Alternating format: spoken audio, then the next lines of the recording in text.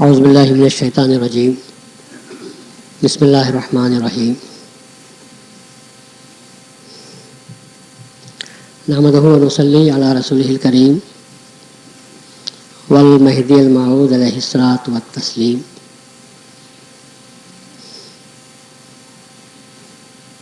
عمائدین شہر، برادران ملت، عزیز نوجوانوں،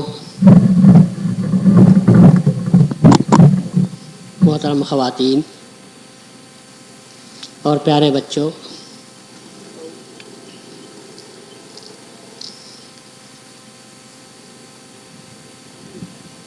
کل کی مجلس میں اللہ والوں کی داستان کے دسترخوان پر چنے ہوئے چند دانے آپ کے سامنے پیش کیے تھے. ویسے یہ اللہ والوں کی داستان بہت بڑی ہے.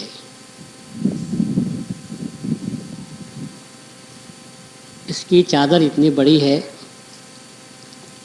کہ ساری کائنات اس میں سما سکتی ہے، اور یہ انہی بزرگوں کا ہم پر احسان ہے. اللہ تبارک و تعالیٰ کا فضل و کرم ہوا کہ اللہ نے انسانی کائنات میں سے چند بندوں کو چن لیا تھا، اور انہوں نے اپنے ایمان کے ذریعے، اپنے کردار کے ذریعے، اپنے یقین کی ضیاء پاشیوں کے ذریعے بنی نوع انسان کو ایک عظیم شاہراہ دکھائی ہے، ایک سچا راستہ دکھایا.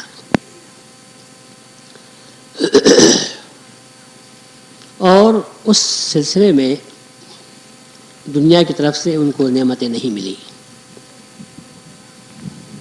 انہیں دنیا کو ٹچ دینا پڑا. بیوی بچے، مال جائیداد، منصب جاگیر، تزک و احتشام، خدم حشم، پیسہ ٹکا، مال منال، کوئی چیز انہوں نے اپنے پاس نہیں رکھی، بلکہ اللہ نے ہر چیز ہر قدم پر ان سے اللہ چھینتا چلا گیا، اور انہوں نے اس پر کبھی رنج کا اظہار نہیں کیا. ہمیشہ سجدہ شکرانہ بجا لاتے رہے. ہر قربانی پر اللہ کا شکر ادا کرتے رہے کہ اس صبر آزما منزل میں، اس کٹھن راستے میں بھی اللہ تبارک و تعالیٰ نے ان کے پائے ثبات میں کسی قسم کی لغزش پیدا ہونے نہیں دی، جبکہ اس سے کم کی آزمائش میں دنیا تھرا جاتی ہے، لرز جاتی ہے، پیچھے ہٹنے پر مجبور ہو جاتی ہے. لیکن ان بزرگان دین نے اللہ تبارک و تعالیٰ کی محبت میں اور اپنے بعد آنے والوں کو صحیح راستہ بتانے کی غرض سے بڑی خدمتیں انجام دیں، بڑی قربانیاں ان سے اللہ نے مانگی اور انہوں نے دے دی. تو یہ ہے داستان اللہ والوں کی. سب سے بڑا کام جو انسان کو کرنا چاہیے وہ ہے کہ آدمی خود اچھا ہو جائے. یہ کوئی کمال کی بات نہیں، بلکہ ہر انسان کا یہ فرض ہے کہ آدمی خود بھی اچھا ہو اور جہاں تک ہو سکے دوسرے کو بھی اچھا بنانے کی کوشش کرے. خود برائی سے بچے اور جہاں تک ہو سکے اپنے بھائی کو بھی برائی سے بچانے کی کوشش کرنا چاہیے. اسی کو قرآن کی اصطلاح میں امر بالمعروف اور نہی عن المنکر کے نام سے یاد کرتے ہیں. اچھے کام کا حکم دینا اور برے کام سے لوگوں کو روکنا. کیونکہ آدمی خود اچھا ہو جائے اور دوسرے کو جو برا کام کر رہا ہے اگر اس سے نہ روکے یا اس کو اچھے کام کرنے کی ترغیب نہ دے، تو یہ مت سمجھو کہ آپ کا اچھا ہو جانا یا آپ کا برائی سے بچ جانا اللہ تبارک و تعالیٰ کے پاس آپ کو انعام دلاتا ہے. بلکہ اگر آپ نے اس وقت میں وہ کام نہیں کیا تو اللہ تعالیٰ کا عذاب نازل ہوتا ہے اور اس شخص کو بھی عذاب گھیر لیتا ہے جس نے جو اچھا کام کرتا تھا، جو برائی سے اپنے آپ کو بچاتا تھا، عام عذاب سے وہ بھی اپنے آپ کو بچا نہیں سکتا۔ میلاد کی مجلسیں منعقد کرنے کا واحد مقصد، آپ جانتے ہیں کہ میلاد کمیٹی کے افراد برسوں سے بزرگوں کی صحبتوں میں بیٹھتے ہیں، معلومات سے آراستہ ہیں، دین کی باتوں سے لیس ہے، لیکن مجلسیں منعقد کرنے کا جو مقصد ہے وہ صرف ان کے پیش نظر یہ ہے، ہم اچھے ہو گئے تو کیا ہوا، جب تک ہمارے بھائی اچھے نہیں ہوتے ہماری پیدائش بیکار ہے۔ ہم برائی کے راستے سے بچ گئے، کوئی خوبی کی بات نہیں ہوئی جب تک کہ ہم اپنے بھائیوں کو بھی برائی سے نہ بچائیں۔ رسول اللہ صلی اللہ علیہ وسلم فرماتے ہیں کہ تم میں سے ہر شخص داعی ہے۔ یہ ہمارے پاس مصیبت ہے کہ ہر کام کے پیرزادوں کو ذمہ دار قرار دے کر بیٹھ جاتے ہیں۔ پیرزادوں کو ہر کام کا ذمہ دار قرار دیتے ہیں اور اپنے آپ کو، اپنے دامن کو ہر چیز سے بچا لیتے ہیں۔ مسجد کاسب بناتے ہیں۔ نماز پڑھنے والا کون؟ پیرزادہ۔ نماز پڑھانے والا کون؟ پیرزادہ۔ قرآن پڑھانے والا کون؟ پیرزادہ۔ پڑھنے والا بھی پیرزادہ۔ ذکر کرنے والا پیرزادہ۔ ترک دنیا کرنے والا پیرزادہ۔ بھئی ہر اچھے کام کو اگر تم اس کے حوالے کر دیں گے، بھروسہ اللہ پر کرنا ہے، تم کو پیرزادوں کو اللہ بھی بھروسہ کرنا ہے، پھر آپ کو کس پہ بھروسہ کرنا ہے؟ ارے ہمارے پاس دکان ہے، دھندا ہے، یار ان کو تو اللہ بھی بھروسہ کرنا چاہیے۔ میں کہتا ہوں کہ کیا مہدی موعود علیہ السلام نے فرمایا کہ صرف پیرزادوں پر دنیا ترک کرنا ہے؟ جب مہدی السلام یہ فرماتے ہیں بر ہر مرد و زن ترک دنیا فرض است، ہر مرد و زن پر، ہر مرد اور ہر عورت پر دنیا کو ترک کرنا فرض ہے، تو کیا عام لوگوں پر ترک دنیا فرض نہیں ہوتی؟ کیا پنج وقتہ نماز پڑھنا صرف ہمارے اپنے ذمے ہے؟ آپ لوگ اس سے بری ہیں؟ ارے ہم تو دنیا دار ہیں، ہم تو دنیا کی گندگی میں پڑے ہوئے ہیں۔ جب آپ کو اس بات کا احساس ہے کہ آپ گندگی میں پڑے ہوئے ہیں تو اس گندگی سے باہر نکلنے کا احساس کب پیدا ہوتا ہے آپ کو؟ یہ تو بہت بری بات ہے۔ احساس بھی ہے کہ ہم گندگی میں ہیں اور پھر باہر نکلنے کا نام بھی نہیں لیتے، آپ سوچتے بھی نہیں کہ ہم کو باہر نکلنا ہے، اور اس کہتے ہیں کہ ہم دنیا دار ہیں۔ خبردار، آج کے بعد سے کوئی اپنے آپ کو دنیا دار نہ کہو۔ مہدی موعود کے سامنے جب کسی شخص نے کہا کہ میں تو دنیا دار ہوں، آپ نے فرمایا دنیا دار کیوں کہتے ہو، اس کو کافر کیوں نہیں کہتے؟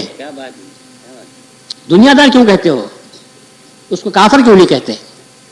تو مطلب یہ ہوا آپ لوگ دنیا دار نہیں ہیں، آپ کاسب ہیں، اور کاسب کا مقام یہ ہے الکاسب حبیب اللہ۔ کاسب جو ہوتا ہے وہ اللہ کا دوست ہوا کرتا ہے، کسب کرنے والا اللہ کا دوست ہوتا ہے۔ تو پھر ہم اپنے آپ کو دنیا دار کہہ لینا جان بچانے کے لیے یہ غلط بات ہے۔ کبھی بھی اپنی زبان سے اپنے آپ کو دنیا دار کے نام سے یاد نہ کرو۔ دنیا دار تو کافر ہوتا ہے۔ الذین رضوا بالحیات الدنیا واطمأنوا بها، اللہ نے کافروں کے تعلق سے کہا کافر تو وہ لوگ ہیں جو دنیا کی زندگی سے راضی ہو گئے ہیں، خوش ہو گئے ہیں اور دنیا کی زندگی پر مطمئن ہو گئے ہیں۔ مومن تو دنیا کی زندگی سے راضی نہیں ہوتا، مومن دنیا کی زندگی پر اطمینان بھی نہیں ہوتا۔ مومن کا اطمینان تو یقین سے ہوتا ہے، ایمان سے ہوتا ہے، اللہ کے دیدار سے ہوتا ہے، اللہ تعالیٰ کے فضل سے ہوتا ہے۔ مومن کا اطمینان قلب کسی اور چیز سے ہوتا ہے۔ بلکہ مہدی موعود نے قرآن شریف کی آیت پڑھ کر کہا مومن کا اطمینان قلب تو ہوتا ہے الا بذکر اللہ تطمئن القلوب، انسان کے دل کو اگر اطمینان ملتا ہے تو صرف اللہ تعالیٰ کے ذکر سے ملتا ہے۔ آپ بیٹھ کر دیکھو، ذکر میں 5 منٹ اللہ کی یاد میں آپ بیٹھو تو جو اطمینان کی دولت آپ کو نصیب ہوتی ہے، میں سمجھتا ہوں کہ 23 घंटे, पौने 24 घंटे अगर आप बैठेंगे अल्लाह की दुनिया की मोहब्बत में, दुनिया के कसब में, आपको वो सुकून नसीब नहीं होगा। दुनिया मिलेगी, उसके साथ साथ हाय हाय भी मिलेगी। दुनिया मिलेगी, उसके साथ टेंशन भी मिलेगा। दुनिया मिलेगी, उसके साथ तनाव ज़हनी एतबार से मिलेगा। दुनिया मिलेगी, उसके साथ तकलीफें भी आपको मिलती हैं। दुनिया मिलेगी, उसके साथ कई प्रॉब्लम आपके सामने आते हैं। और अगर हर प्रॉब्लम से नजात दिलाने वाली, हर टेंशन से आपको छुटकारा दिलाने वाली अगर कोई चीज़ है तो सिर्फ अल्लाह ताला का जिक्र है। थोड़ी देर आंख बंद करके आप अपने कल्ब पे तवज्जो करो, अल्लाह की तरफ लौ लगाओ, तो वो जो 5 मिनट आपको नसीब होते हैं, आपकी 24 घंटे की जिंदगी पर वो 5 मिनट भारी पड़ते हैं। ऐसा मालूम होता है कि सारे काई जो जमा हो गई थी दिल पर कट गई है, एक बोझ था वो हट गया है। एक बेहतरीन वकील के पास हमने अपने केस को पेश कर दिया है। मर्डर कर देता है आदमी, परेशान होता है। लोग अगर कहते हैं कि डरो मत, है एक आदमी अहमदाबाद में है जो फकत मर्डर के केस लेता है, वो तो साफ कहता है झगड़ा उड़ा करके मत आओ, एक दो को मार कर आओ, मैं छुड़ाने बैठा हुआ हूं ना। तो जब आदमी को जिसने खून भी किया है उसको ज़्यादा तसल्ली होती है, हाँ ऐसा भी आदमी मौजूद है कि मुझे बचा ले सकता है, मतलब कोई बात नहीं है। हम उसके पास जाएंगे, फिर उसके नज़ायर देते हैं कि फ़लाँ क्या हुआ था, फ़लाँ का हुआ था, फ़लाँ का हुआ था, उसने बचा लिया है। ऐसे कानूनी नुकात पेश करता है कि बच जाता है वो। तो वो अब तक जो समझ रहा था कि मौत का सूली का फंदा मेरे गले में आने वाला है, अब इतनी बात सुनता है फ़कत तो ज़रा उसको इत्मीनान नसीब होता है। और जब उस वकील के पास जाकर मिलते हैं और वो सुनने के बाद कहता है जाओ मैं आपका केस लड़ता हूँ, फ़कत उसने कहा फी भारी थी हमने दी, लेकिन उसका यह कहना कि मैं तुम्हारा केस लड़ूंगा और तुमको बचा लूँगा, उसका वादा उस कातिल को क्या इत्मीनान नहीं बख्श सकता? कितना इत्मीनान उसको नसीब होता है? वो तो कहेगा कि अब केस चलने की देर है, जहाँ मुकदमा होगा तो फिर मैं बच जाऊँगा। एक अदना आदमी जो झूठ भी बोल सकता है, एक अदना आदमी जो पैसा लेकर हमारा काम कर रहा है, एक अदना आदमी जिसके हाथ में कुछ नहीं है, जज के हाथ में सब कुछ है, मगर सिर्फ कानूनी मुशगाफियाँ पेश करते हुए, वो आगे पीछे करते हुए जराह को तोड़ने की कोशिश करता है जराह के जरिए से, तो उसकी बात का सिर्फ इतना कहना कि मैं केस लड़ूंगा, तो कहते हैं कि अगर वो कह दे तो समझो कि तुम कामयाब हो गए। एक अदना आदमी की बात को आप पर भरोसा पैदा हो सकता है। और जब अल्लाह तबारक व तआला वादा करता है कि लोगों मेरे पास आओ और गिरते हुए रोते हुए गिड़गिड़ाते हुए मेरे पास आओ, तुम तौबा करो, मैं माफ करने के लिए तैयार हूं, तो क्या किसी इंसान को भरोसा पैदा होता है? जबकि अल्लाह कहता है इन्नल्लाह यग़फिरुज़्ज़ुनूब जमीआ, अल्लाह ताला तुम्हारे तमाम गुनाहों को बख्शने के लिए तैयार है, फकत इतनी देर है कि तुम मेरे दरबार में आओ। तूबू इलल्लाह, मेरे पास अल्लाह के पास तौबा करो। जब बख्शने वाला जिसके पास इख्तियार कुल है और वो बख्शने का वादा करता है कि मैं बख्शने के लिए बैठा हुआ हूं, मैं जानता हूं कि तुमने काम किया, बुरा काम किया है। वल्लज़ीना इज़ा फ़अलू फ़ाहिशतन औ ज़लमू अनफुसहुम, बुरा से बुरा तुमने काम किया, अपने आप पर तुमने जुल्म किया है, ज़ियादती की है, अहकाम शरिया के खिलाफ वर्जी तुमने की है, लेकिन जब अल्लाह को तुम याद कर लेते हैं, ज़करुल्लाह, फिर जब तुम अल्लाह को याद करते हैं और अल्लाह से मग़फ़िरत तलब करते हैं, तो अल्लाह कहता है मैं बख्शने के लिए तैयार हूँ। मैं बैठा ही इसी वलिए हूँ ताकि तुम में एहसास पैदा हो जाए, शर्मिंदगी का, नदामत का तुम में एहसास पैदा हो जाए, तो मैं तुमको माफ़ करने के लिए तैयार हूँ। मगर हम लोग ऐसे हैं कि हर काम को या तो उलमा के हवाले कर देते हैं या पीरज़ादों के मशाइखीन के हवाले कर देते हैं और अपने आप को समझते हैं कि हम तो दुनिया के हैं, हमको इन दीन के कामों से कोई बात, हमको कोई सरोकार नहीं है। हालांकि ये बात गलत है। जिस तरह हम जिम्मेदार हैं उसी तरह आप भी जिम्मेदार हैं। फ़र्क इतना है, हमारा रेंज बड़ा है, आपका रेंज छोटा है। जहाँ जहाँ तक हमारी नज़र है, जहाँ जहाँ तक हमारा हल्का है, अल्लाह के पास हमसे उनके बारे में पूछा जाएगा, और आपकी रेंज जहाँ तक है उसके बारे में आपसे भी पूछा जाएगा। आपकी बीवी के बारे में आपसे पूछा जाएगा, आपके बच्चों के बारे में आपसे पूछा जाएगा, अगर उस्ताद है तो शागिर्दों के बारे में पूछा जाएगा, मुर्शिद है तो तमाम मुरीदों के बारे में उससे पूछा जाएगा।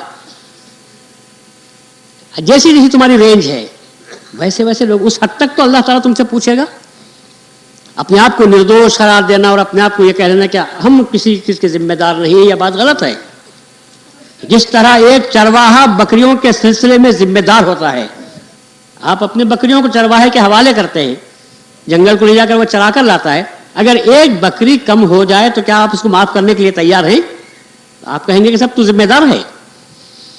تو جس طرح ایک چرواہا اپنے بکریوں کے سلسلے میں ذمہ دار ہوتا ہے، تو اسی طرح ہم اپنی زیر کفالت ہمارے جو لوگ ہیں ان کی ذمہ داری ہماری اپنی ہوتی ہے، ان کو سمجھ بوجھ عطا کرنا، ان کو نماز روزے کی تعلیم دینا، ان کو اچھی باتیں سکھانا، ان کو اخلاق سے، آداب سے، ایمان سے آراستہ کرنا، یہ ہماری اپنی ذمہ داری ہے۔ لڑکیاں جب تک گھر میں رہتے ہیں، کیا ماں باپ کی ذمہ داری نہیں ہے کہ لڑکیوں کو یہ بات سمجھا دیا ہے کہ تم ہمارے پاس امانت کے واسطے پیدا کیے گئے ہیں، بطور امانت ہمارے پاس رہتے ہیں، اس کے بعد تم کو دوسرے کا گھر بسانے کے لیے جانا ہے، خبردار وہ لاڑ و پیار و ناز جو ہمارے پاس تم اختیار کرتے ہو دوسرے گھر کو جانے کے بعد میں اس کا استعمال نہیں کرنا۔ وہاں کا مزاج الگ، وہاں کے طریقے الگ، وہاں کے لوگ الگ، وہاں کا رواج الگ ہوتا ہے، وہاں کا مزاج کے ساتھ ساتھ تم کو اس کے ساتھ چلنا ہوگا۔ اگر بچوں کو تعلیم دی جائے تو بچیاں جس گھر میں جاتے ہیں اس گھر میں اپنے ماں باپ کی تعلیم کو سامنے رکھ کر کام کرتے ہیں۔ رسول اللہ صلی اللہ علیہ وسلم کا زمانہ ہے، ایک آدمی چرواہا بکریوں کو چرا رہا تھا، اچانک ایک بھیڑیا نمودار ہوا، بکریوں میں سے ایک بکری کو پکڑ لیا، دبوچ لیا، اچانک آیا دبوچ لیا، کھانے کی تیاری کر رہا تھا، چرواہا فوراً پلٹ پڑا، اس پر حملہ کیا اور اس بکری کو اس کی گرفت سے آزاد کرا لیا، بکری کو بچا لیا۔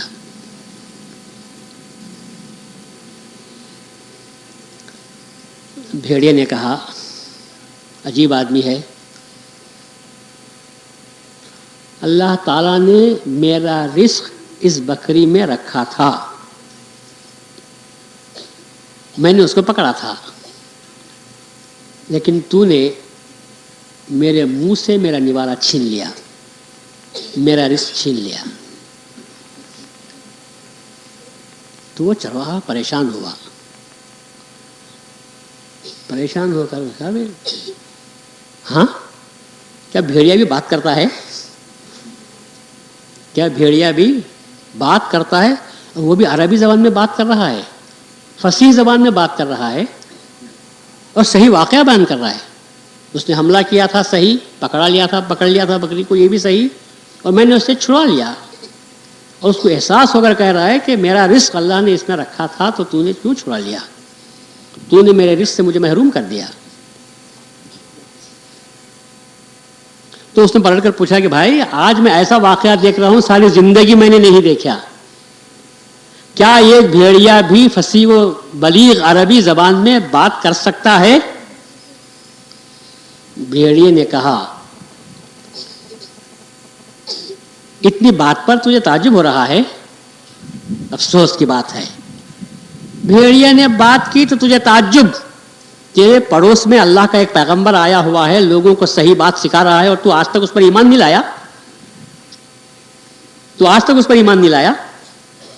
کہا کہاں؟ ارے ایک ہی گھاٹی، ایک ہی وادی تو بیچ میں ہے، تو گھاٹی کے اس طرف رہتا ہے اور گھاٹی کے اس طرف پیغمبر پیدا ہوا ہے، محمد اس کا نام ہے، اور تو اس سے غافل ہے؟ کہا نہیں مجھے خبر نہیں تھی، میں تو یہی کہہ رہا ہوں تجھے ہر بات کی خبر رکھنی چاہیے تھی، اور اللہ کے ایمان کے سلسلے میں تجھے خیال رکھنا چاہیے تھا۔ جا اب بھی وقت ہے تجھے، وقت کو عمر کو گنوا مت، اب بھی وقت ہے، جا اور ان سے ملنے کے بعد ایمان کو حاصل کر لے، ان کے ہاتھ پر بیعت کر لے۔ اس نے کہا تو یہ نئی چال چل رہا ہے، مجھے وہاں بھیج کر بکریوں کو صاف کرنا چاہتا ہے، تو یہ نئی چال چل رہا ہے۔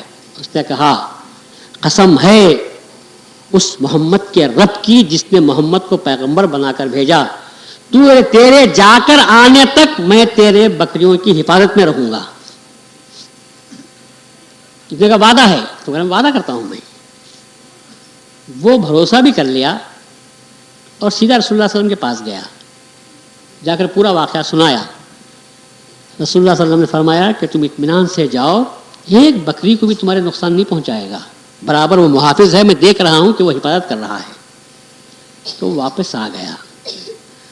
اس نے واپس آ کر دیکھا تو تمام بکریاں صحیح و سلامت تھیں، مگر چونکہ بہت بڑا کام کیا تھا، فقط بکریوں کی حفاظت کا نہیں، اس کو دوزخ کے عذاب سے بچانے کا بھی اس نے انتظام کیا تھا. پیغمبر وقت کی طرف اس نے رہنمائی کی تھی، ایک اچھے کام کی طرف اس نے راستہ بتایا تھا، امر بالمعروف کا کام ایک بھیڑیا انجام دیا تھا. تو اس چرواہے نے اس خوشی میں ایک پوری بکری کو اس کے حوالے کر دیا کہ تو نے جو مجھے انعام کیا ہے، مجھ پر احسان کیا ہے، اس کے بدلے میں تو اس کو کھا لے. چھوٹا سا سوال میں پوچھتا ہوں آپ سے، اچھے کام کے لیے تو ایک بھیڑیا بھی کام کرتا ہے، اور ہم انسان ہو کر اگر وہ کام نہ کرے، اچھا کام ایک بھیڑیا جس کا کام لوٹنا، جس کا کام کھا جانا، جس کا کام ڈاکہ ڈالنا، جس کا کام بکریوں کو چبا دینا ہوا کرتا ہے، وہ تو انسان کو صحیح راستہ دکھائے، ایمان کا راستہ دکھائے. اگر ہم انسان ہو کر اگر وہ کام نہ کریں بلکہ اس راستے میں رکاوٹ پیدا کریں تو ہم اچھے، یہ بھیڑیا اچھا.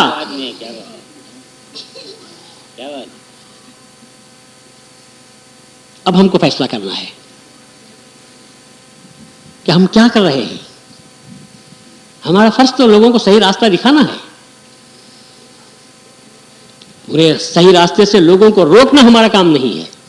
جہاں تک ہو سکے صحیح راستہ بتائیں، ان کو برے راستے سے روکیں. ایک قوم میں ایک عابد تھا، باقی سب گنہگار تھے. اللہ تعالیٰ نے کہا کہ یہ گناہ ان سے بڑھ چکا ہے، پوری قوم کو پر عذاب نازل کر دو.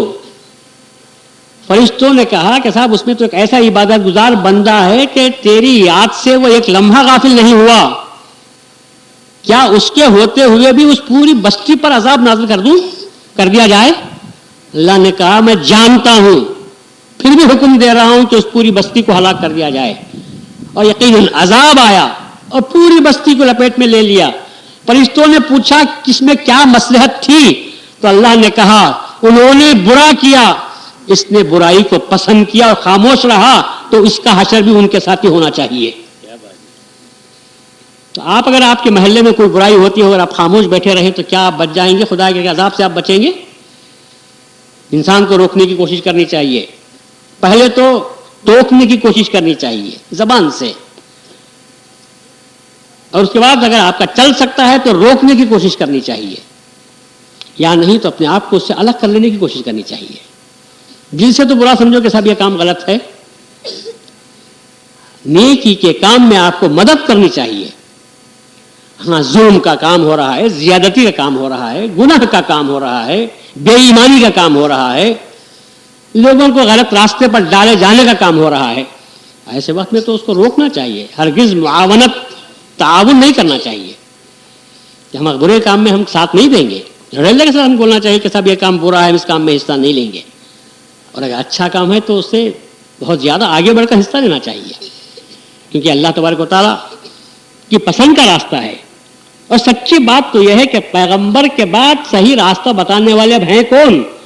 اللہ تبارک و تعالیٰ نے ہم پر بھروسہ کرتے ہوئے نبوت کے دروازے کو بند کر دیا. کہا جو کام پیغمبر کرتے تھے، اے امت مسلمہ تم کو وہ کام انجام دینا ہے.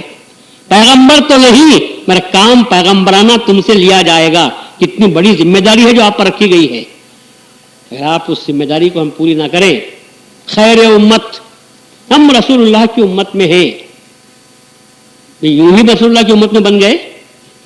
رسول اللہ کی امت میں ہیں تو کام بھی وہی کرو جو رسول اللہ صلی اللہ علیہ وسلم کیا کرتے تھے. اللہ نے تم پر بھروسہ کرتے ہوئے نبوت کے دروازے کو بند کر دیا، کہا کہ میری رسول کی امت اس کام کو انجام دے لے گی.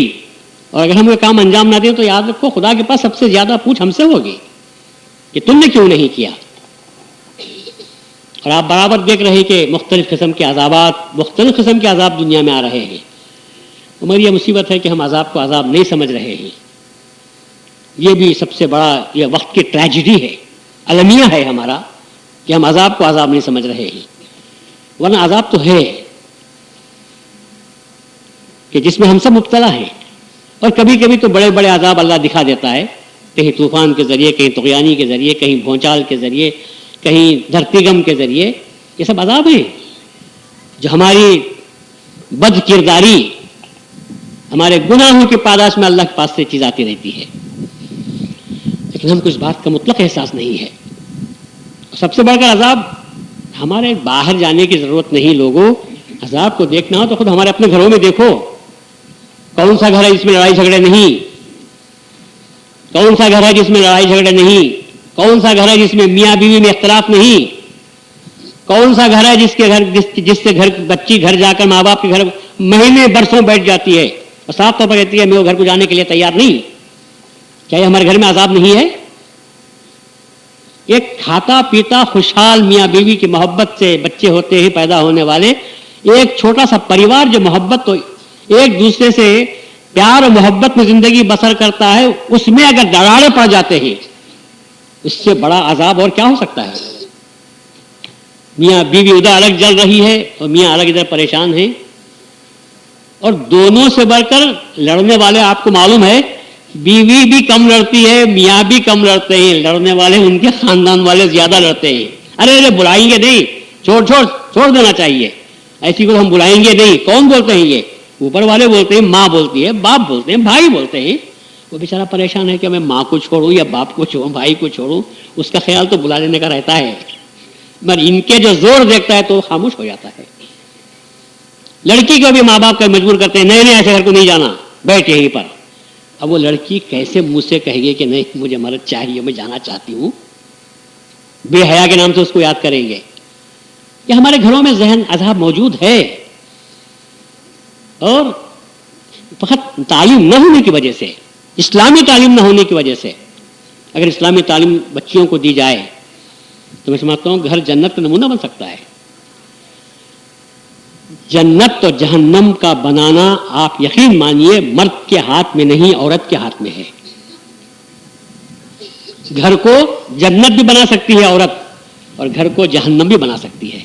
خوش اخلاقی سے پیش آئے، نرمی سے پیش آئے، ملنساری سے پیش آئے، خدمت کا جذبہ اپنے پاس رکھے، قربانی کا جذبہ اپنے پاس رکھے، تو کیا وہ گھر انسان کے لیے عورت جنت کا نمونہ نہیں بن جاتا؟ جہنم کون بناتے ہیں؟ باہر سے بیچارہ پسینے میں شرابور، دھندا برابر نہیں ہوا، قرضدار آ کر کھڑے ہوئے ہیں مانگتے ہوئے، ہاتھ میں پیسے نہیں ہیں، اور شام کو سر جھکائے ہوئے سوچتا ہوا آ رہا ہے اپنے گھر کو، اور گھر میں آ کر قدم رکھا کہ یہاں لال بھبو کا گھر میں بیٹھا ہوا ہے. کیا ہوا؟ لائے نہیں لائے؟ کیا لائے؟ جو تھا وہ بھی نہیں رہا، اب کیا لائیں گے؟ تو کیا لائیں گے؟ ہاں تم کب لائے تھے؟ میری کون سی بات تم نے سنی تھی؟ بیچارہ پریشان، میں پہلے سے پریشان ہو کر آیا ہوں، اس گھر میں قدم رکھتے ہی یہاں پر آگ ہے جو مجھ پر ڈالی جا رہی ہے. بیچارہ پریشان ہوتا ہے. اس کے بعد کھائے بغیر گھر سے نکلتا ہے کہ اس گھر میں رہنے سے تو باہر چلے جانا میرے لیے اچھا ہوتا ہے. عورت گھر میں پریشان مرد کو بلانے والی ہوتی ہے.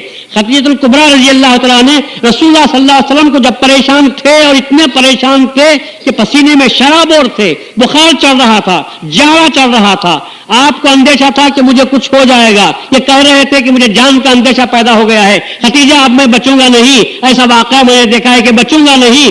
ایسے وقت میں بھی بیوی خدیجہ الکبریٰ رضی اللہ تعالیٰ عنہا نے رسول اللہ صلی اللہ علیہ وسلم کی پیشانی پر ہاتھ رکھا، کپڑے سے پسینہ پوچھا، اور صاحب کہا کہو تو پہلے کیا بات ہے، کیوں اتنے پریشان ہو؟ جب انہوں نے کہا واقعہ کہا تو خدیجہ نے کہا کہ ہرگز نہیں، یہ تو کوئی اچھی بات ہو سکتی ہے، غلط بات نہیں ہو سکتی. تو گھر کی عورت پہلی مرتبہ جب بات کرتی ہے تو مرد کو سکون مل جاتا ہے. اور پریشان بھی کرنا ہو تو عورت بھی کر سکتی ہے.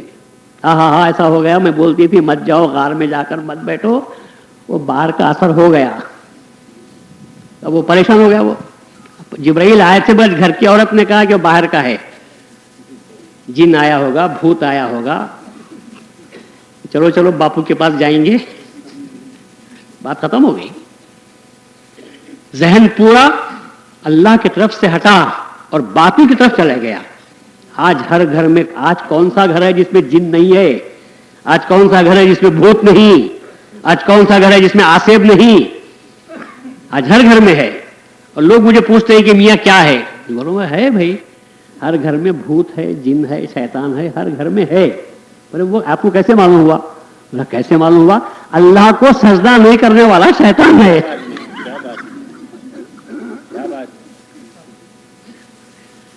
کیونکہ وہ جو فرشتہ فرشتوں میں شامل تھا، جب اس نے اللہ کو سجدہ کرنے سے انکار کیا، اللہ کو نہیں، غلط بولا میں، آدم کو سجدہ کرنے سے انکار کیا، آدم کو سجدہ نہیں ہوا تو اللہ نے کہا نکل جا، ان علیک لعنتی الی یوم الدین، قیامت کے دن کے لیے تجھ پر میری لعنت ہے. جب اللہ تعالیٰ نے آدم کو سجدہ نہ کرنے کی وجہ سے اس کا جس کا نام عزازیل تھا، اللہ نے اسے ابلیس کے نام سے یاد کر دیا، شیطان کے نام سے اللہ نے یاد کیا، مردود کے نام سے اللہ نے یاد کر لیا اور ہمیشہ کے لیے کہا کہ تو میرے پاس نہیں آ سکتا. ایک سجدہ نہیں کرا تو وہ شیطان. اور آپ بتاؤ کہ ہم کتنے سجدے اللہ کو چھوڑتے ہوں گے؟ اور آدم کو بھی نہیں، آدم کو بھی نہیں، اللہ کو سجدہ کرنا ہے. ابلیس کا کہنا تو یہی تھا تجھے لاکھوں سجدے کرتا ہوں، میں تو سجدے سے انکار کیا تو آدم کو سجدہ کرنے سے میں نے انکار کیا، میں نے تجھے سجدہ کرنے سے کب انکار کیا؟ اور اللہ نے کہا خبردار، جو ذات اور بات میں فرق کرتا ہے وہی شیطان ہے.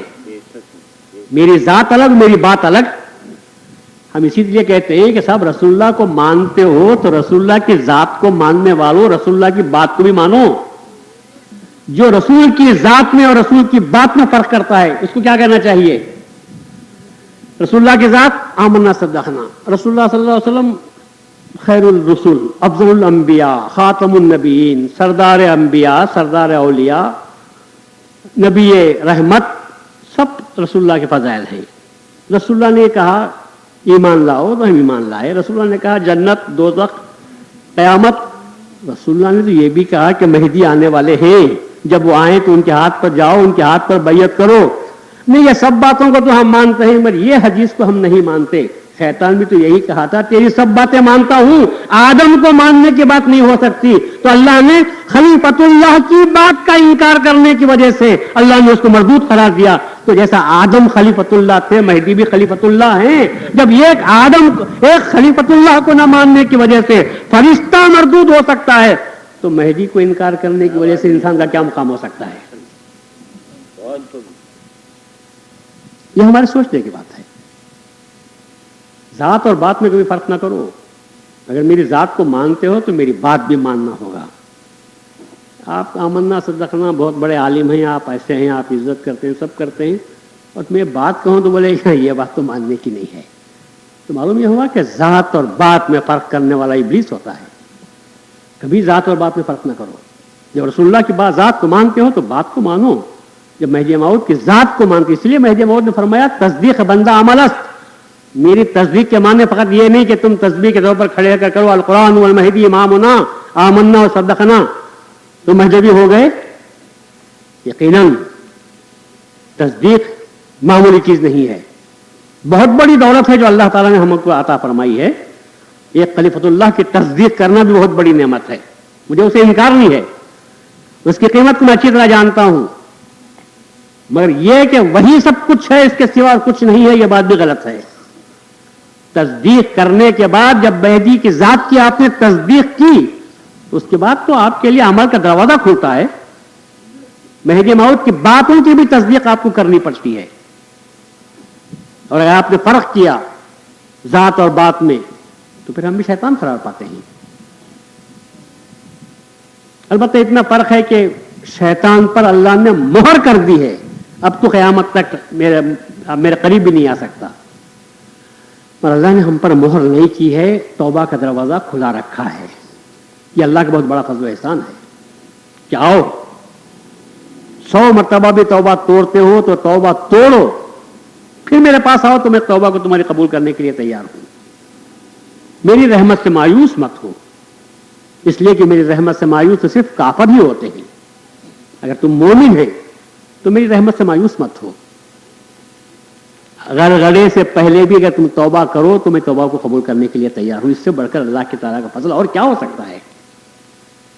سانس کھیل رہا ہے، کچھ دم میں اب جانے والے ہیں، اور پھر بھی اللہ کا فضل جن کے شامل حال ہوتا ہے ان کو مرشد یاد آتے ہیں، بلاتے ہیں، ترک دنیا کرواتے ہیں، ہوش کی حالت میں زبان سے ادا کرواتے ہیں. اس کے بعد موت ہوتی ہے، جبکہ کلمہ پڑھتے ہیں، تصدیق مہدی موت کی کرتے ہیں تو ان کا آخری وقت اچھا ہوتا ہے. اور جن کو وہ خیال نہیں ہوتا، بلاؤ ڈاکٹر کو، تو ڈاکٹر آیا، 500 روپے کا انجیکشن منگوایا، نرس نے سرنج میں ڈالا، بس اس کے بعد دیکھا تو ختم ہو گئے، ختم ہو گئی بات. آخری وقت میں بھی خدا یاد نہیں آیا. اس سے بڑی مہر کی بات اور کیا ہو سکتی ہے؟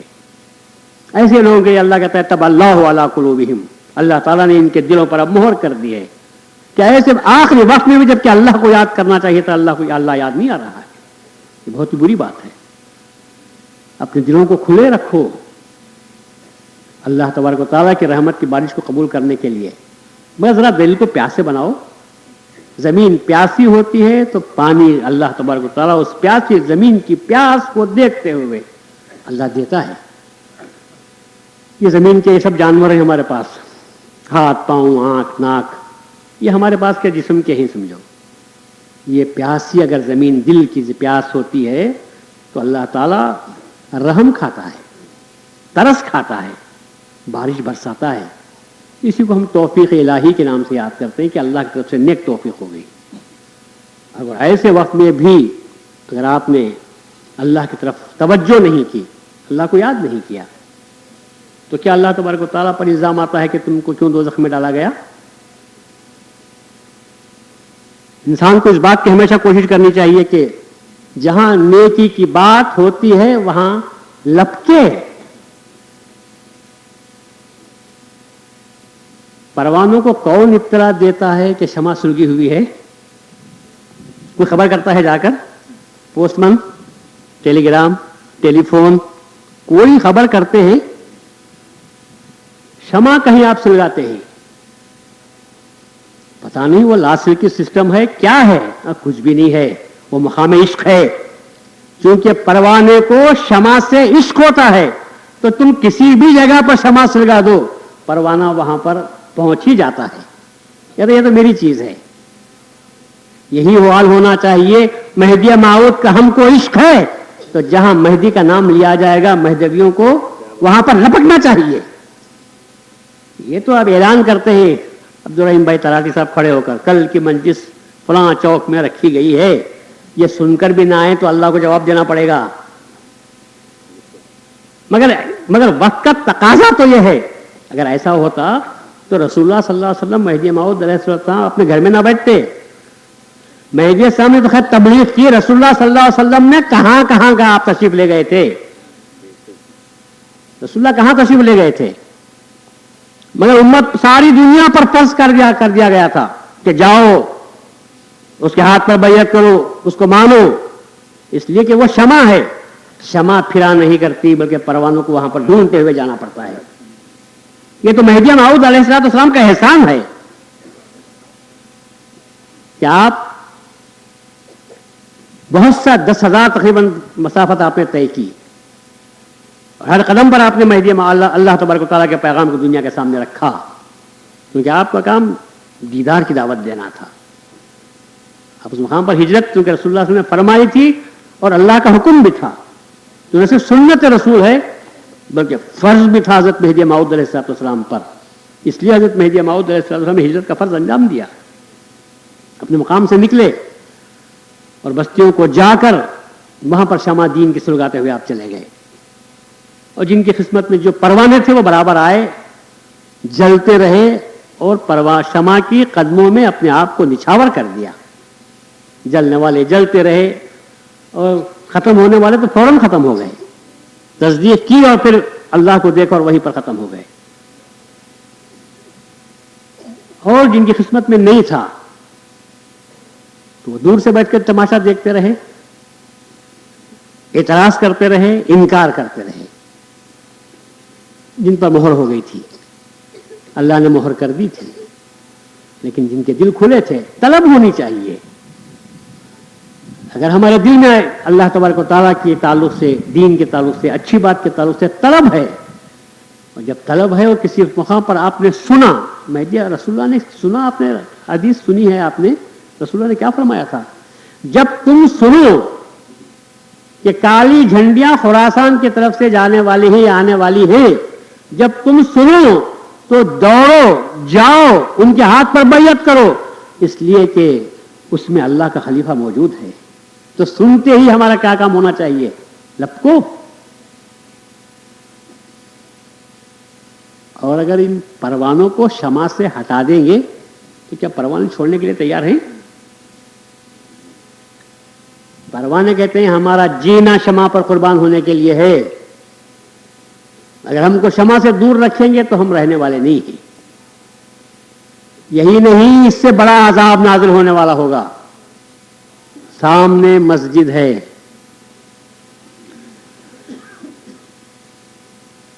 دوسرے محلے میں مندر ہے، مسجد میں آپ نے چراغ جلایا، پروانے کہاں جائیں گے؟ مسجد میں آ جائیں گے، کیونکہ روشنی کے متوالے ہیں، روشنی کے بھوکے ہیں، مسجد آباد ہو جائے گی۔ آپ نے مسجد کو بند کر دیا، کبھی اس میں چراغ نہیں جلایا، مندر والوں نے چراغ جلانا شروع کر دیا، پروانے کیا کریں گے؟ پروانے وہاں جائیں گے نہیں جائیں گے؟ پروانے وہاں جائیں گے، اور پروانے سے پوچھو بھائی تم کیوں جا رہے ہو وہاں، تو پروانے کہیں گے ہم روشنی کے متوالے ہیں، ہم روشنی کے بھوکے ہیں، تم نے روشنی کا انتظام نہیں کیا، جہاں روشنی نظر آئی ہم وہاں پر پہنچ گئے، ہم تو روشنی کے بھوکے ہیں، تم کر لو انتظام، ہم اپنے موجود ہو جائیں گے۔ ہم نہ ان کے ہیں نہ ان کے ہیں، ہم روشنی کے ہیں، روشنی جہاں سلگے گی ہم پہنچیں گے، کیونکہ ہم پروانے ہیں۔ اس لیے میں کہہ رہا ہوں کہ آج بھی اگر مہدوی اس بات کو سمجھ لے اور اپنے اپنے دائروں میں، اپنے اپنے محلوں میں اس قسم کی مجلس ہوگی، آپ مجلس مہدی موعود کی کر رہے ہیں تو پروانے آ رہے نہیں آ رہے ہیں، اور اگر آپ نے مجلس نہیں کی اور دوسری جگہ پر قوالی کا انتظام ہو گیا تو یہ پروانے کیا کریں گے؟ وہاں پر جائیں گے۔ اس لیے وہ تو کہتے ہیں کہ ہم کو تو اچھی بات سننی ہے، سنا ہے کہ نعتیہ قوالی چل رہی ہے، حضور کے شان میں ہم سن لیں گے وہاں پر، ہم تو متوالے ہیں، ہم تو بھوکے ہیں، ہم کو تو نعت سننا ہے ضرور۔ کیا برا کام کیا کر رہے ہیں؟ کوئی ڈانس رقص تو نہیں ہو رہا ہے۔ تو آج یہ جو متوالے ہیں، آج یہ جو بھوکے اور پیاسے ہیں، یہ روشنی کے بھوکے ہیں، یہ علم کے بھوکے ہیں، یہ تعلیمات کے بھوکے ہیں، ان کے کان اچھی باتوں کو سننے کے لیے ترس رہے ہیں، اس لیے ان کا انتظام ہونا چاہیے، اور جیسے جیسے ان کا انتظام ہوگا ان کا شوق اور بڑھے گا، طلب بڑھے گی، طلب بڑھے گی، اور ان کا دیکھتے دیکھتے ان کے چھوٹے بچے، بھائی بہن، ان میں بھی شوق پیدا ہوگا۔ یہ سب ہمارے گھر کی، ہمارے خاندان کی یہ ریت ہے، ان میں اور شوق پیدا ہوگا۔ اور اگر بات بجھ جائے، ختم ہو جائے، نقش رسول اللہ صلی اللہ علیہ وسلم چلے گئے تھے، یہ تو اللہ کا فضل ہوا کہ اللہ نے رسول کے نقش قدم کو زندہ کرنے کے لیے مہدی موعود کو بھیجا۔ اگر وہ نقش قدم نہ ہوتا تو دنیا کہاں چلی گئی ہوتی؟ پھر مہدی موعود نے نقش باقی نہیں رکھا، مہدی موعود نے اس پر قدم رکھ کر اس کو ہمیشہ کے لیے زندہ جاوید کر دیا۔ اگر وہ نقش نہ ہوتا، تھا ہی نہیں نقش، زمانے نے ان نقوش کو مٹا دیا تھا۔ تحیۃ الوضو تھا، شب قدر کی بات تھی، وہاں پر کتنے ہجرت کا نام لیتے تھے کوئی، اور سب سے بڑھ کر دیدار کو کوئی یاد کرتا تھا۔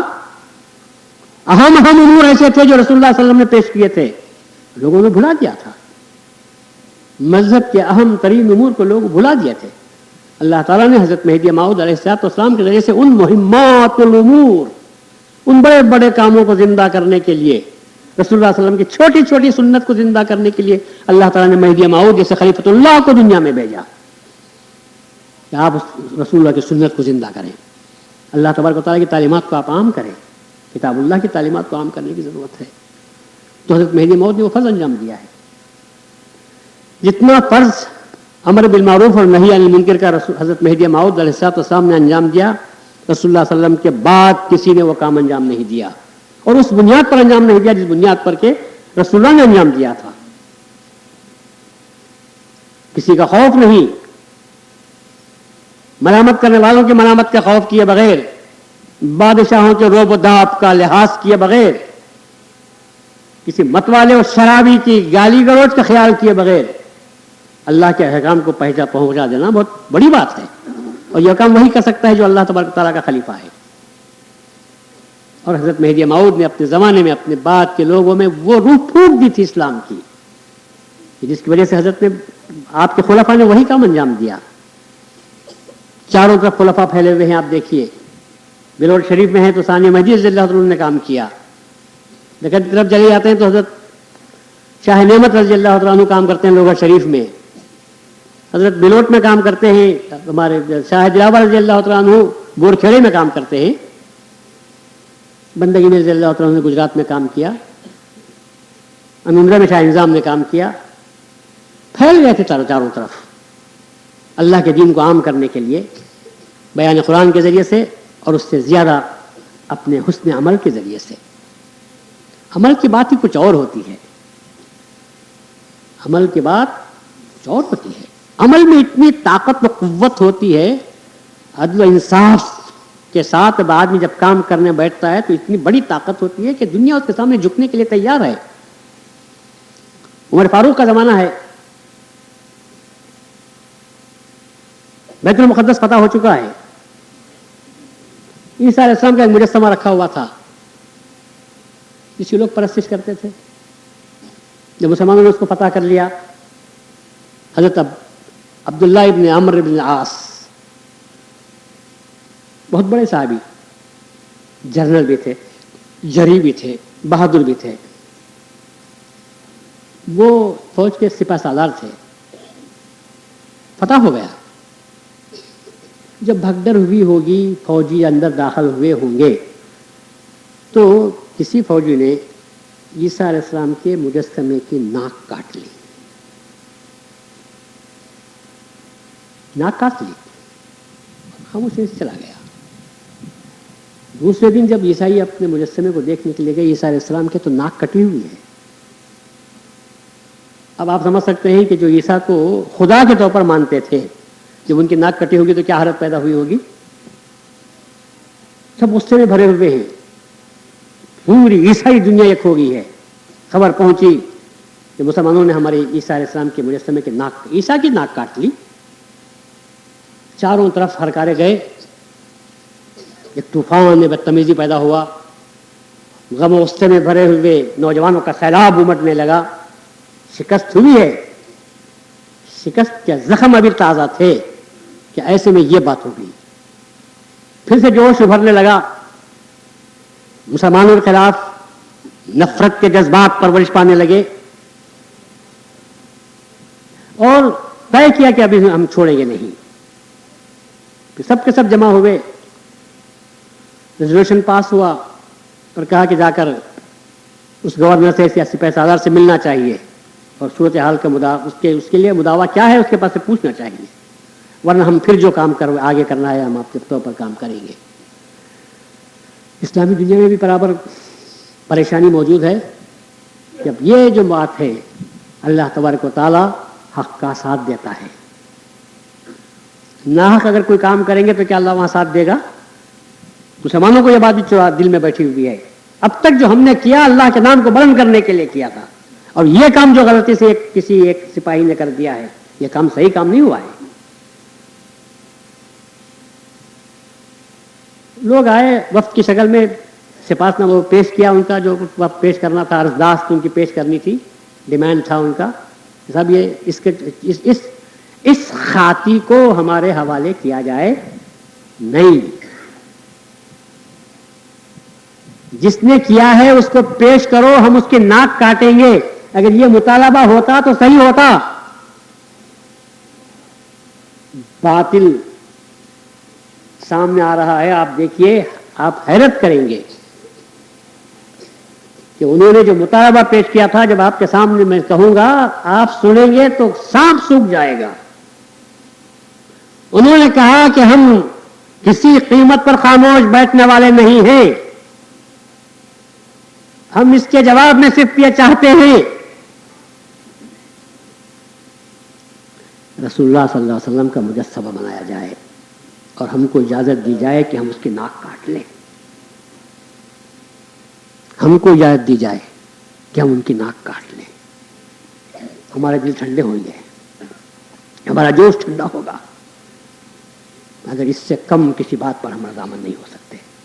جس طرح تم نے ہمارے پیغمبر کی ناک کاٹی ہے, آپ اندازہ لگا سکتے ہیں کہ ہمارے دل کو کیا تکلیف پہنچی ہوگی, کتنا نقصان ہم کو, ہمارے دلوں پر کتنا بھاری ہم کو صدمہ پہنچا ہوگا.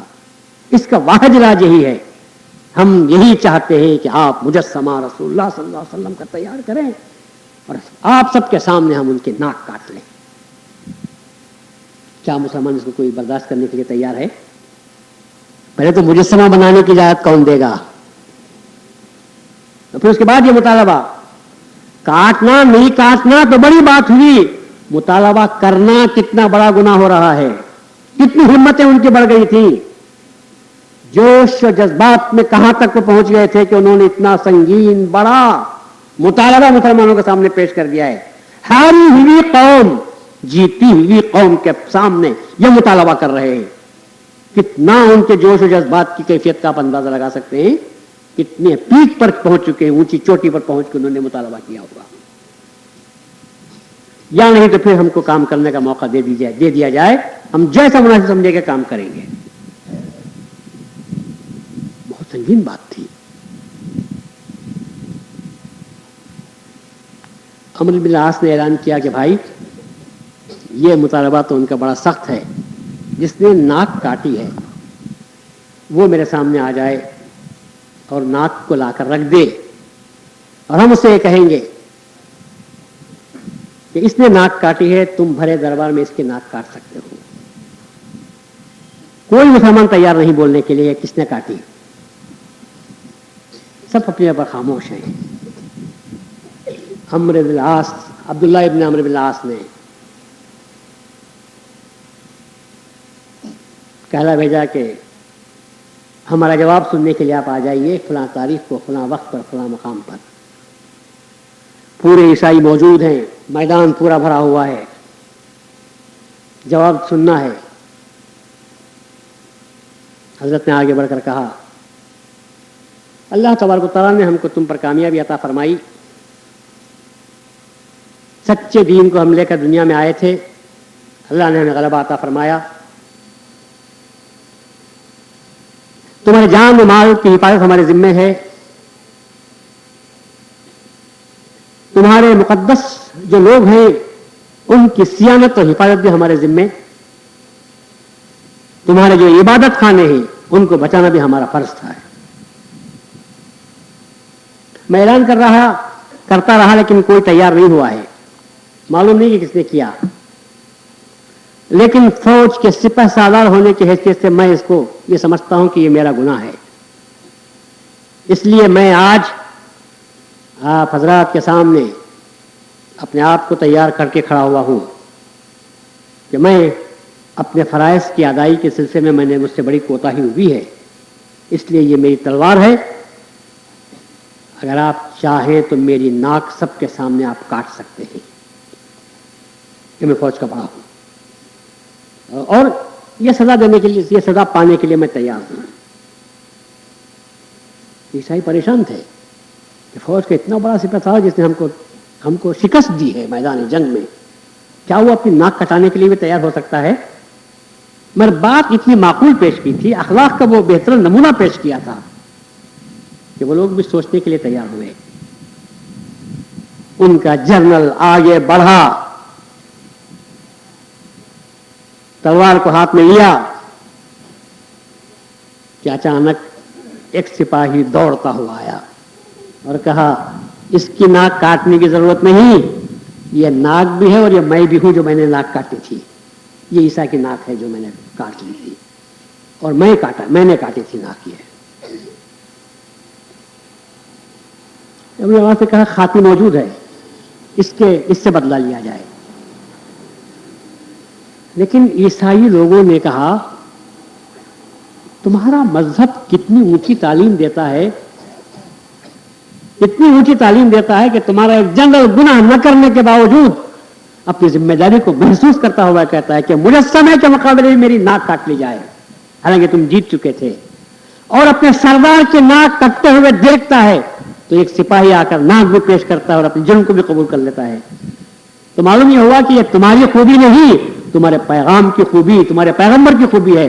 آج ہم سب کے سب آپ کے ہاتھ پر ایمان لاتے ہیں اور اشہد ان لا الہ الا اللہ پڑھتے ہیں. اس لیے میں کہتا ہوں اخلاق میں وہ قوت ہے جو تلوار میں نہیں. تلوار سے تو ایک گردن کٹتی ہے، اخلاق سے قوموں کی گردنیں جھک جاتی ہیں. کاٹ دینا بڑی بات نہیں گردن کا، تن پر گردن باقی رہے مگر گردن اللہ کے دربار میں جھک جائے، یہ بڑے کمال کی بات ہوتی ہے. اسی لیے حضرت مہدی موعود علیہ السلام نے کبھی بھی مقابلہ نہیں کیا، تلوار کو اپنے پیش کیا، کہا کہ اگر میں جھوٹا ہوں تو میری گردن آپ مارو. یہ نہیں کہا کہ میں تمہاری گردن مارنے کے لیے آیا ہوا ہوں. آپ نے اپنی گردن کو اپنی تلوار کو پیش کیا کہ میری تلوار سے میری گردن اڑا دی جائے. میں کس کی ہمت، میں بشرطے کہ میں جھوٹا ثابت ہو جاؤں. کتاب اللہ کو سامنے رکھو، رسول اللہ صلی اللہ علیہ وسلم کی اتباع کو سامنے رکھو، اس کے آئینے میں میرے اعمال کو دیکھو، اس کی تنویر اور روشنی میں میرے اخلاق کو، اعمال کو، افعال کو دیکھو. اگر غلط ہو جائے تو پھر مارو، اور نہیں تو پھر میرے سامنے سر کو جھکاؤ. مہدی موعود نے دو ہی باتیں پیش کی، یا تو میری گردن اڑاؤ یا اپنی گردن جھکاؤ اللہ کے حکم کے سامنے. اور جب بادشاہ نے کھڑے کر کہا تھا کہ آج سے میں یہ تلوار لے کر آپ کے مخالفوں کی گردن کاٹوں گا، تو مہدی موعود نے فرمایا کہ نادان، اللہ تعالیٰ اپنے دین کا آپ ناصر ہے. تیری تلوار چلا تو تیری گردن پر چلا، تیرے نفس کی گردن پر چلا، اس لیے کہ تیرا نفس ہی سب سے زیادہ غارت کرنے والا ہوتا ہے. یہ پیغام کیا خلیفۃ اللہ کے سوا کسی میں اتنی ہمت ہے کہ جو یہ بات کر سکے؟ ایک بادشاہ وقت کے سامنے بات کر رہے تو کون یہ بات کر سکتا ہے؟ آدمی کو اپنے اخلاق، اپنے ماحول کو دیکھنا چاہیے. اپنے ماحول سے پہلے برائی کو ختم کرنے کی کوشش کرو، پہنچاؤ بات کو، سچی بات کو اچھے طریقے سے پہنچاؤ، نرمی کے ساتھ، ملائمت کے ساتھ پہنچانے کی کوشش کریں. اگر آپ اچھی بات کو پہنچائیں گے تو پھر میں سمجھتا ہوں کہ انسان میں آج نہیں تو کل بات سننے کا مادہ پیدا ہوتا ہے. غرور سے نہیں، زام سے نہیں، تکبر سے نہیں. تکبر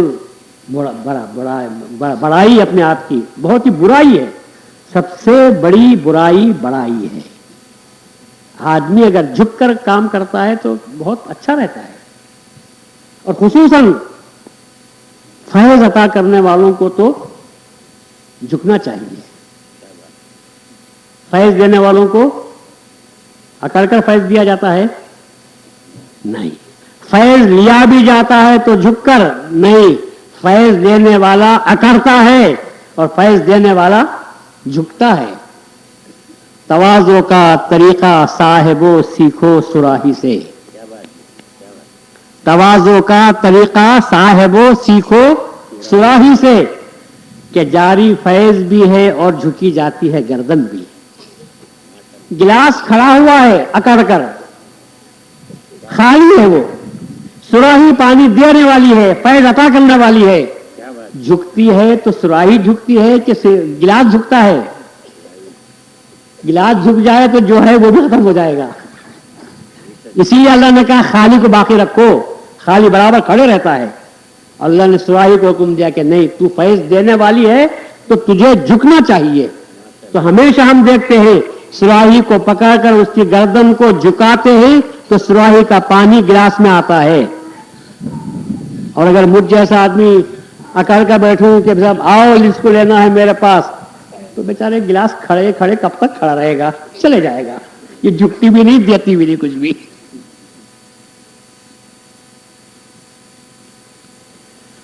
جھکنا چاہیے،